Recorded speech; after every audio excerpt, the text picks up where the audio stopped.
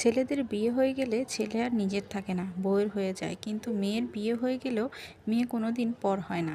এই কথাটা অনেকেই বলেন, কিন্তু একটু ভেবে বলুন তো কথাটা কি ঠিক? আসলে কি জানেন, আপনি যদি মেয়েকে কিছু দেন তাহলে আপনি মেয়ের কাছ থেকে রিটার্ন কিছু চান না বা আশা করেন না। মেয়ে সুখে থাকলেই আপনি সুখী। আপনি কখনো এটা তুলনা করেন না যে আপনার মেয়ে আপনার চেয়ে কত ভালো বা সুখে আছে। আপনার চেয়ে যদি আপনার যে 10 গুণ সুখে থাকে আপনার মেয়ে, ভালো থাকে, আপনি সেটা দেখে 10 গুণ খুশি হন। আপনার মেয়ের জীবনে সমস্যা আসলে সেটাকে নিজের সমস্যা মনে করেন। মেয়ে সুখী না হলে আপনিও দুঃখী হন। সামর্থ্যের বাইরে গিয়েও মেয়েকে জামাইকে সাহায্য করেন, বিপদে পাশে দাঁড়ান।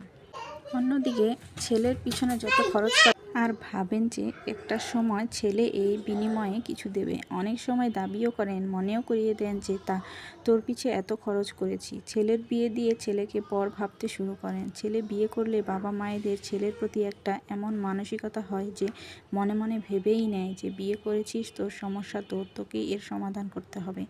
বিয়ে করেছিস, তোকে কোনো সাহায্য করতে পারবো না, পারলেও সাহায্য করে না।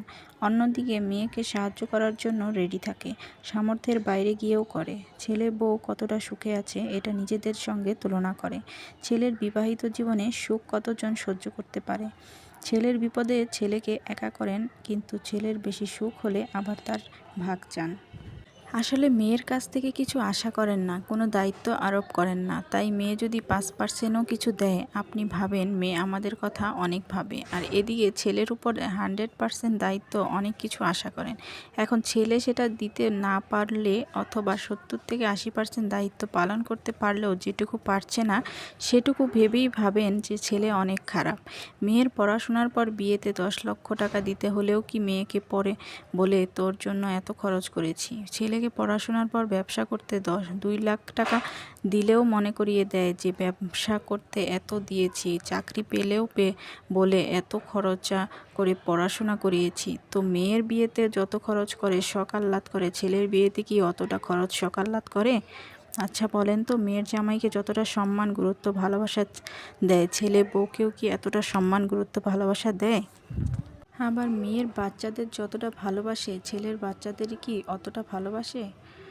আসলে ছেলের সঙ্গে বাবা মায়ের সম্পর্কে একটা বড় স্বার্থ থাকে, এটাই নিয়ম, এটাই বাস্তব। পুরুষদেরকে বলবো, যদি বলো স্বার্থ ছাড়া ফ্যামিলি পাশে থাকে, তাহলে আমি বলবো তুমি এখনো ছোট, একটু বড় হও, বুঝবা স্বার্থ কাকে বলে।